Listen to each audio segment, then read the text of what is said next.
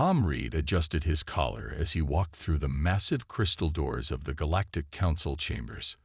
The huge room sparkled with lights from 1,000 different worlds, but today those lights felt more like harsh spotlights than welcoming beacons. As Earth's ambassador to the Council, he had grown used to the sneers and whispers that followed him, but today they seemed louder than usual. "Ah, the human arrives," rumbled High Counselor Bront, his scaled face twisting into what passed for a smile among his kind. Always walking so carefully, always looking around for danger. How typical. Scattered laughter echoed through the chamber. Tom kept his face neutral as he took his seat, remembering his diplomatic training. The other ambassadors sat in their special chairs, some floating, some standing, some that looked more like tanks than seats, each designed for their unique species. Tom's chair was simple and sturdy, just like humanity's reputation. "Now that our more cautious members have arrived," Bront continued, "we can discuss the real crisis at hand." He waved his clawed hand, and a hologram appeared in the center of the chamber. It showed a massive cloud of moving dots spreading across the galaxy map like spilled ink. "The Void Beast Swarm," Bront announced, his voice growing serious. "Larger than any we've seen before. Moving faster than we expected. Already, it has consumed 3 outer colonies." Ambassador Krell, from the warrior Drachnid Empire, stood up. His battle-scarred armor clinked as he moved. "Then we fight. We send our war fleets. We crush them with force, as we have always done." Cheers erupted from the military-minded species.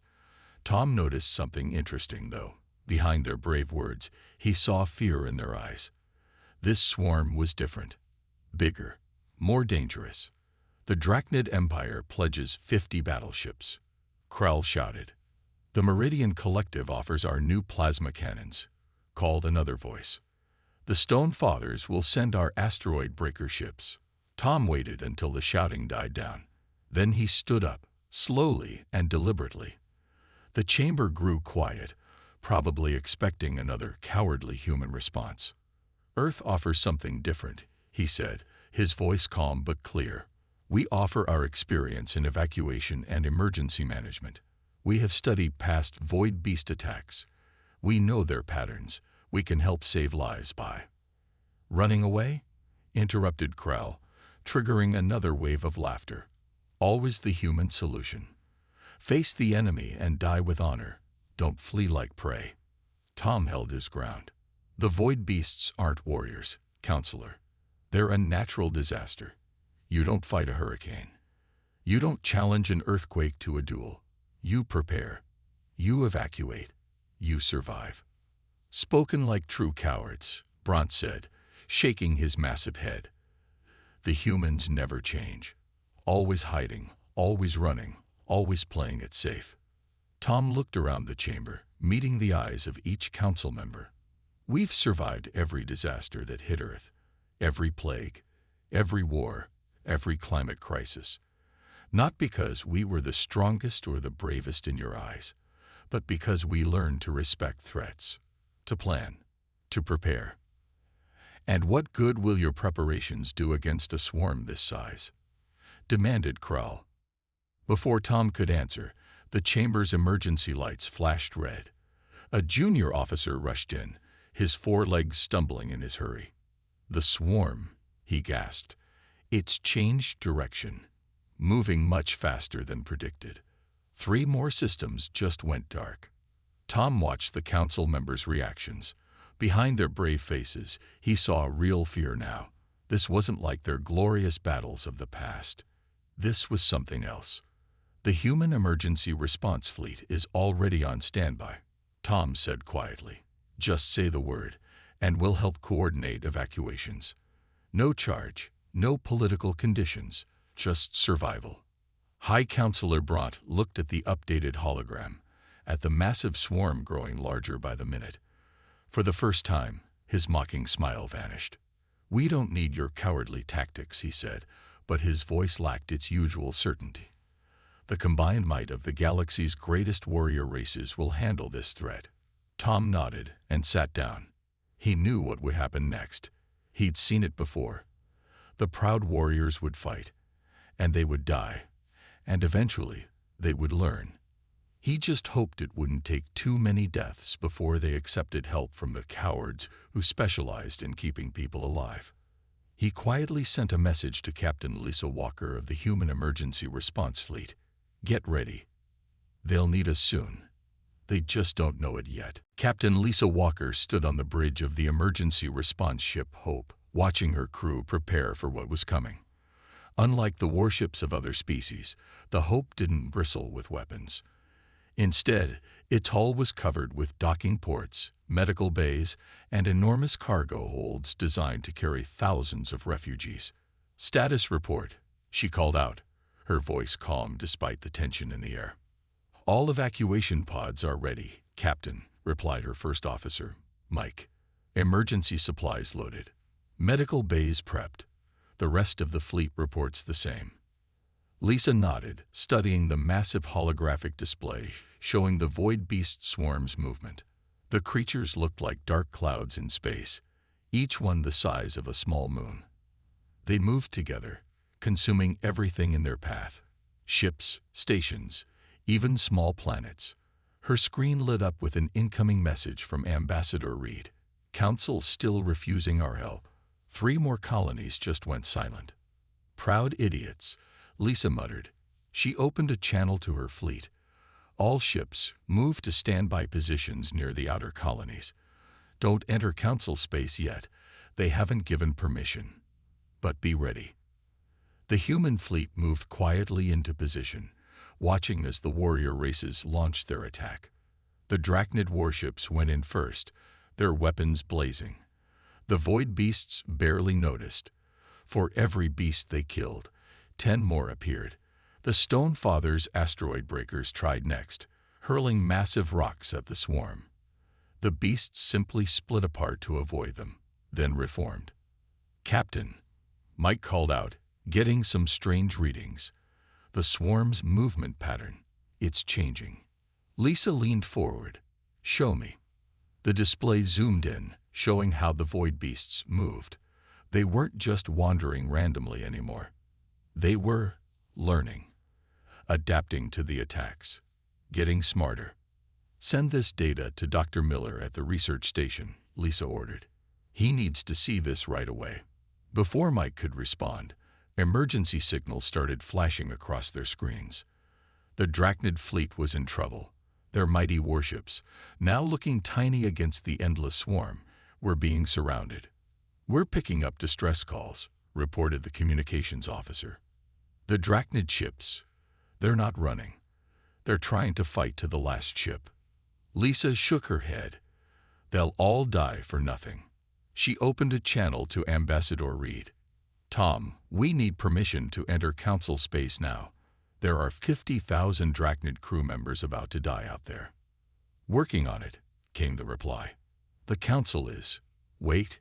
Yes, permission granted. Councillor Brunt just approved emergency rescue operations." Lisa was already moving. "All ships, execute Protocol Echo 7. Rescue teams to your pods. Medical bays standby." This is not a drill. The Hope and its sister ships surged forward, their engines glowing bright against the darkness of space. They weren't attacking the swarm. They were flying into the gaps between the beasts, using the humans' deep understanding of void beast movement patterns to predict safe routes. "Drachnid ships, this is Captain Walker of the Earth Emergency Fleet." Lisa broadcast, "Cut your engines and prepare for emergency evacuation. We're coming to get you." "We will not retreat," came the proud reply from a Drachnid captain. "We will die with honor." "You'll die for nothing," Lisa snapped back. "And your deaths won't save anyone else. Choose to live. Choose to fight another day." There was a long pause. Lisa held her breath, watching as the void beasts closed in. Finally, the Drachnid ship's engines went dark. "Begin rescue operations," she ordered. "Get our people into those ships fast. Medics standing by for casualties. And someone get me Dr. Miller. I need his analysis of these new movement patterns yesterday." As her crew rushed to save the mighty Drachnid warriors, Lisa allowed herself a small smile. Sometimes the bravest thing wasn't fighting to the death. Sometimes it was swallowing your pride and accepting help from the people you called cowards. "All ships, report rescue progress," she called out. They had a lot of work to do, and this was just the beginning. The void beasts were still coming, and they were learning. Humanity would need more than just evacuation skills to face what was coming next. Dr. James Miller hadn't slept in 3 days. The walls of his research station were covered with holographic displays showing void beast movement patterns. Coffee cups littered his desk, a habit his alien colleagues found strange but had learned to accept. "There," he muttered, pointing at a particular pattern. "They're not just getting smarter. They're remembering." His computer beeped with an incoming call. Captain Walker's tired face appeared on the screen. Behind her, he could see rescue operations still in progress. "Tell me you have something, James," she said. "We just finished evacuating the Drachnid fleet, but 3 more battle groups are engaging the swarm. They're not listening to our warnings." James ran his hand through his messy hair. "It's worse than we thought. The void beasts are learning from each encounter. Each attack against them just teaches them more about our weapons and tactics. Can they be stopped? Not by fighting them head-on, but—" He pulled up a new display. "I think I know how we might be able to guide them." Their conversation was interrupted by emergency alarms. Another alien fleet, the Proud Meridian Collective, had just engaged the swarm. On the tactical display, hundreds of red dots representing their ships winked out in seconds. "Not again," Lisa groaned. "How many this time?" 20,000 crew members, James replied, checking the data. The Meridians didn't even try to retreat. They just froze, kept fighting until the end. "Like deer in headlights," Lisa said. "Send me everything you have on the swarm's new patterns. We're going in." The human fleet moved again, faster this time. They'd learned from the Drachnid rescue. The evacuation ships split into smaller groups, using the void beast's own movement patterns to slip between them. Where alien warships saw only chaos, human pilots saw paths. Dangerous paths, but paths nonetheless. In the council chambers, Ambassador Reed watched the rescue operation on the main display. The room was quieter now. No one was mocking human cowardice anymore. "How?" demanded Counselor Bront, his scales pale with shock. "How do your ships move through the swarm like that?" "We study. We learn. We adapt," Tom replied simply. "And we're not too proud to run when running is the smart choice." On the display, human ships were racing to reach the scattered survivors of the Meridian fleet. The void beasts had started moving differently, trying to cut off the escape routes, but the human pilots adjusted their patterns in response. "This is madness," muttered one of the council members. "The humans are flying straight into the death zone." "No," Tom corrected. "We're flying around it, through the gaps, like walking between raindrops." Dr. Miller's voice came over the council chamber speakers. "Ambassador, the swarm's adaptation rate is increasing. We need to evacuate the border colonies now. All of them." The council erupted in protests. Evacuate entire colonies. Abandon their territory. Unthinkable. "The swarm will reach the first major colony world in 6 hours," James continued, his voice steady. "We can save everyone if we start now. Wait any longer, and people will die." Tom looked at the council members, seeing the fear and pride warring on their faces. "The human fleet can't do this alone," he said quietly. "We need your ships, not to fight, to evacuate. Let us teach your crews how to move through the swarm safely." High Counselor Bront stood slowly. His voice had lost all its previous mockery. "The council will never live down the shame of accepting help from cowards." Tom finished for him. "Which is more shameful, Counselor? Learning from cowards or letting your people die for pride?" The council chamber fell silent. On the display, they watched as human ships continued their rescue work, dancing between the void beasts like leaves in the wind. Finally, Bront spoke again. "Teach us," he said simply. "Teach us how to be cautious." "No, no, no." Captain Lisa Walker watched in frustration as another alien ship tried to power through the training exercise. "You can't just force your way through. You have to flow around the obstacles, like water around rocks." She was standing in the command center of the Hope, now transformed into a teaching facility. Hundreds of alien captains were learning human evacuation techniques through simulations. Most of them were struggling with the basic concept of not fighting. "But we're in warships," protested a Drachnid captain. "Our ships are built for battle, not dancing." "Then think of it as tactical movement," Lisa replied. "Watch this replay." She showed them footage of human ships moving through the void beast swarm. "See how we use their own movements against them." Dr. Miller explained the pattern. Dr. Miller stepped forward, looking tired but excited. "The void beasts follow predictable paths when hunting. They're like a river. They follow the path of least resistance. Once you understand their flow, you can find the safe spaces between them." In the simulation, most alien ships were still getting destroyed, but a few were starting to get it. A Meridian captain managed to slip her ship through a gap in the swarm pattern, earning appreciative nods from the human instructors. Meanwhile, in the research section of the station, Dr. Miller was making a breakthrough. He burst into Lisa's office during a short break between training sessions. "The swarm has a weakness," he announced, spreading his data screens in the air. "Look at these movement patterns. They're learning, yes, but they're also forming habits. Predictable habits." Lisa studied the patterns. "Can we use this?" "Better," James grinned. "We can guide them, like shepherds guiding a flock. If we evacuate colonies in the right order, create the right movement patterns, we can lead them into a trap," Lisa finished. "But we'll need every ship working together.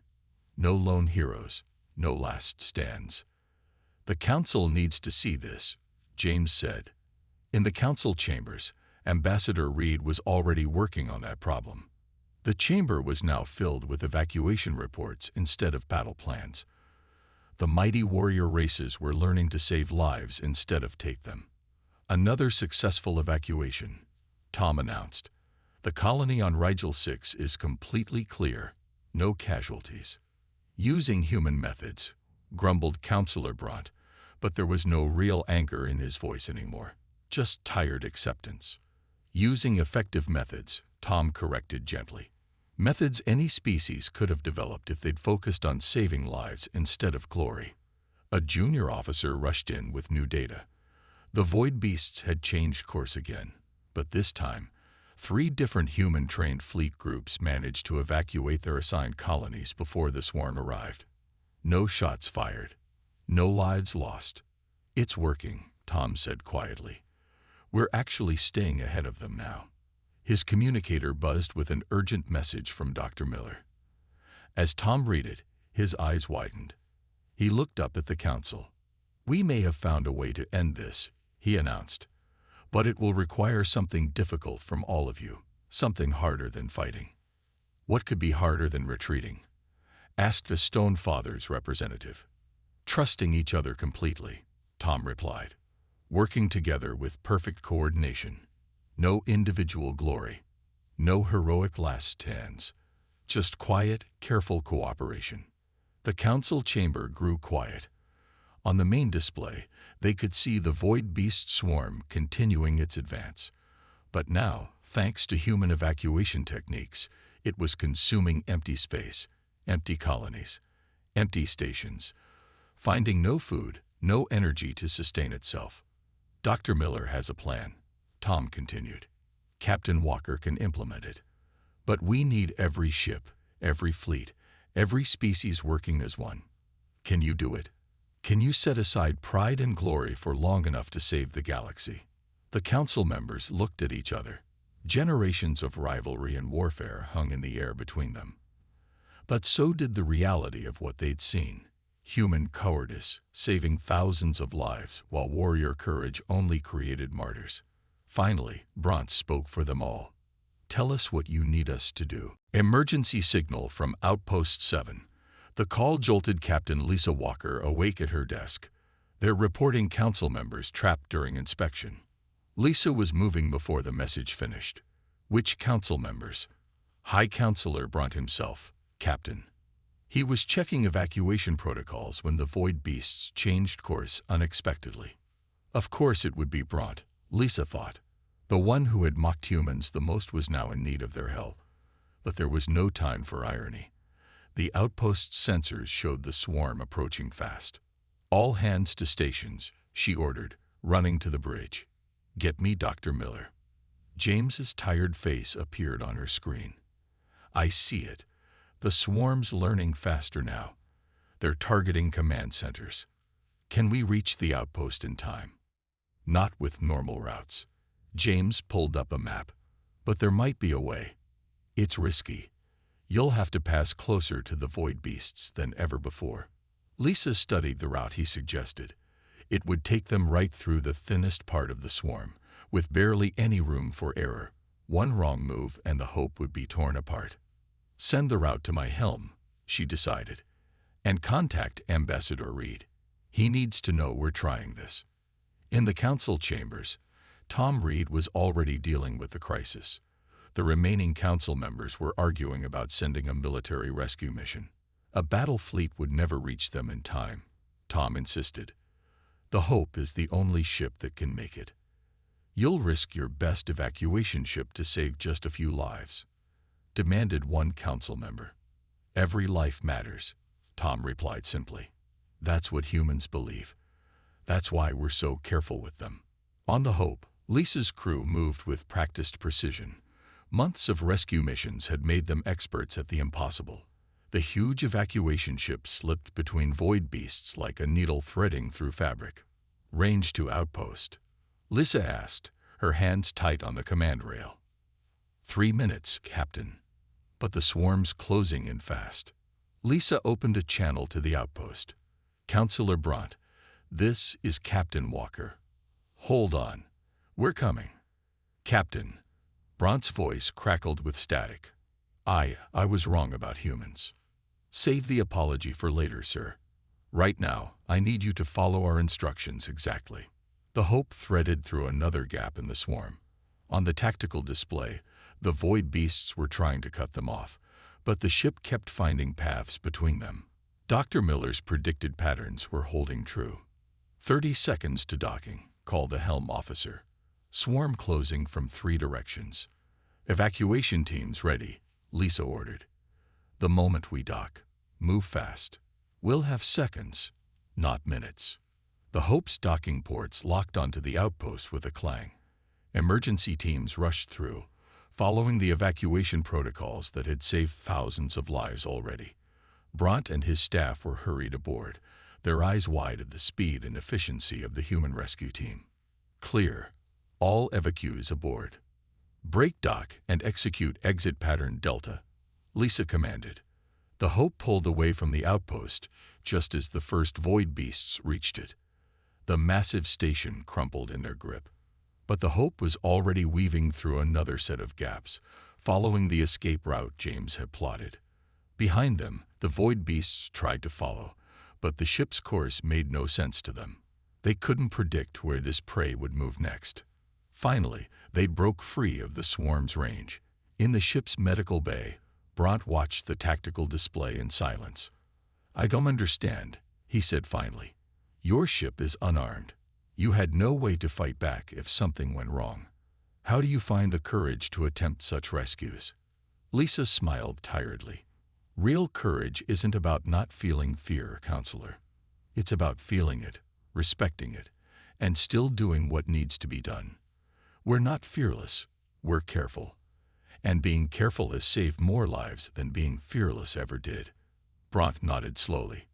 Perhaps it's time the Council learned more about human courage. Dr. James Miller stood before the full Galactic Council, his holographic displays showing complex patterns of void beast movement.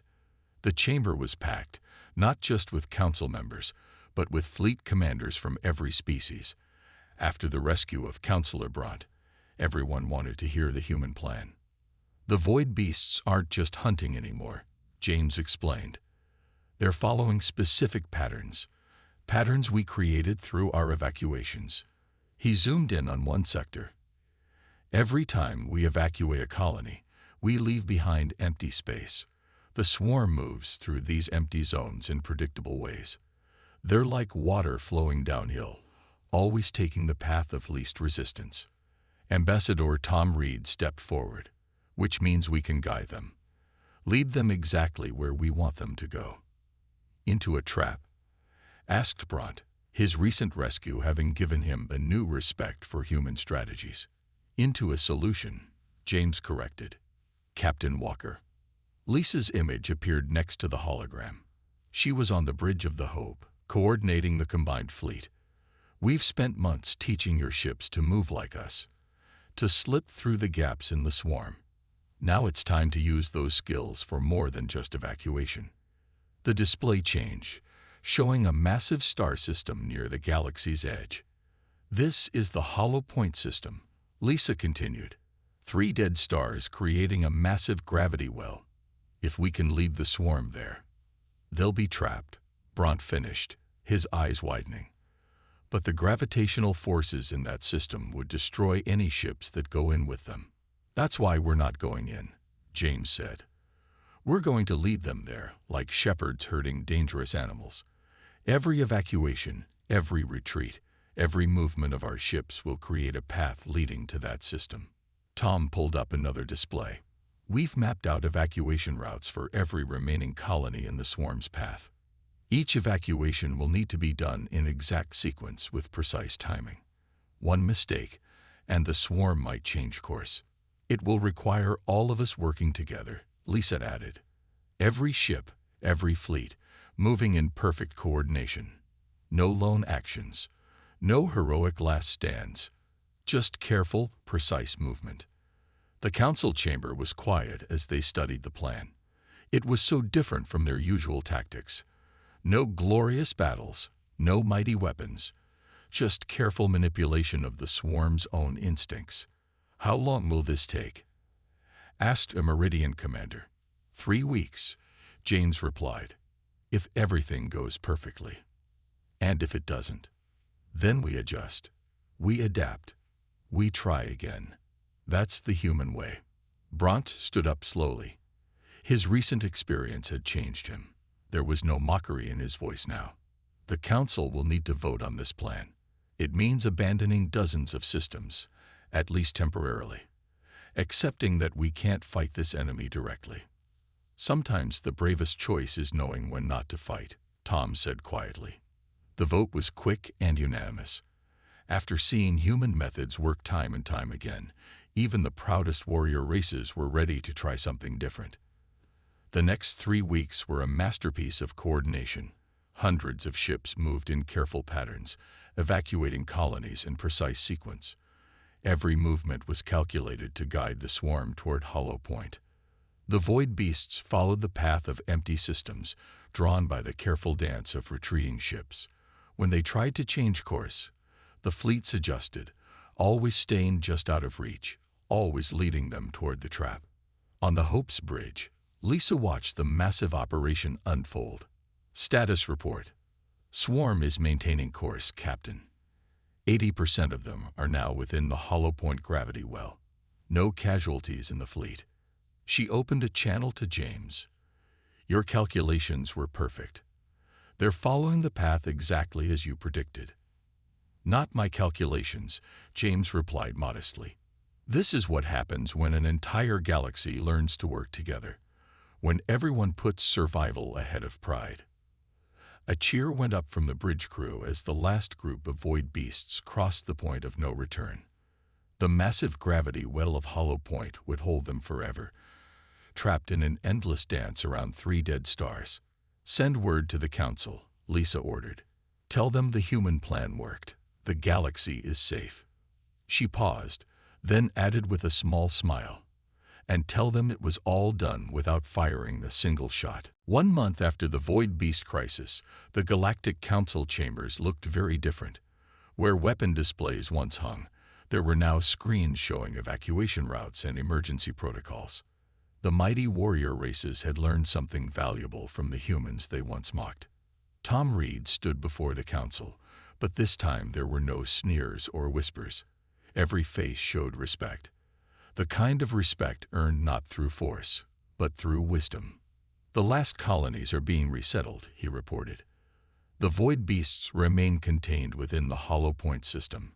Dr. Miller's calculations suggest they'll stay trapped there for at least 10,000 years. High Counselor Bront nodded approvingly. The scales around his eyes had new stress lines from the past months, but he held himself differently now, with less arrogance and more wisdom. "And what of the human emergency response fleet?" he asked. "Captain Walker and her ships are helping with the final relocations," Tom replied. "Though I hear some of your species have started building their own evacuation ships." "Indeed," Bront gestured, and the chamber's main display lit up. It showed new ships being built in dockyards across the galaxy. They weren't the usual warships. These were rescue vessels, medical ships, evacuation cruisers, all based on human designs. "We've learned much from Earth's example," Bront announced. "For generations, we thought bravery meant rushing into danger, seeking glory in battle. We mocked humans for their caution, their careful planning, their willingness to retreat." He stood, addressing the full council. "But who saved our colonies when the void beasts came?